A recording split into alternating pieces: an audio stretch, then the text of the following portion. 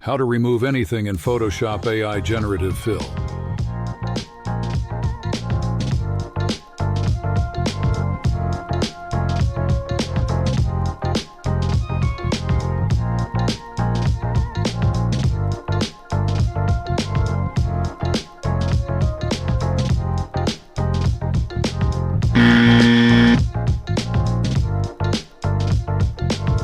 To remove something in Photoshop AI Generative Fill, you can select the lasso tool from the toolbar. Draw a selection outline around the subject, including some of the background.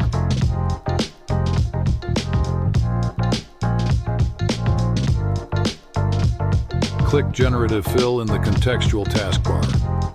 Leave the prompt box empty and click Generate. This lets Photoshop know that you don't want to add anything and only want to fill the selection with a look similar to the surrounding image pixels.